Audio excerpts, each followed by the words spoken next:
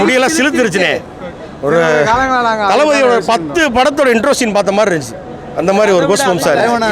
நெஞ்சில் குடி இருக்கும் அப்படின்னால அதுக்கு அதான் உச்சம். எம்ஜிஆர் வந்து டிஎம்கேலேருந்து ஏடிஎம்கே வந்தார் சரிங்களா. அவர் ஆரம்பித்து ஒரு டிஎம்கேலேருந்து ஏடிஎம்கே வந்து ஆட்சியை பிடிச்சார். தலைவர் கட்சி ஆரம்பிச்ச 2 வருஷத்தில் ஒரு தனிப்பெரும்பான்மையோட வந்திருக்காரு.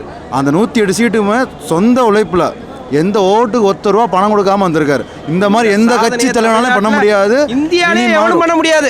எந்த கட்சிக்காரனாலும் பண்ண இந்தியாலே எவனும் பண்ண முடியாது. மக்கள் பதிலடி கொடுத்துட்டாங்கல்ல, அதுதான் பதிலடி. விசில் ஊதிட்டாங்கல்ல, வாங்கிட்டாங்க. ஆனால் காதலே ஊதி அனுப்பிச்சிட்டாங்க. 5 நாள் வந்து டிவியும் ஃபோனும் பார்த்து கண்ணெல்லாம் புளிச்சு போச்சுண்ணே.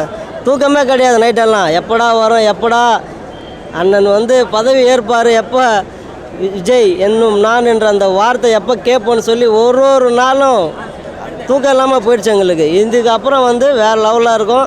சந்தோஷமாக இருக்குது, ரொம்ப சந்தோஷமாக இருக்குது. இதை சொல்கிறதுக்கு மகிழ்ச்சியே கிடையாது. அவ்வளோ சந்தோஷமாக இருக்கோம் நாங்கள்.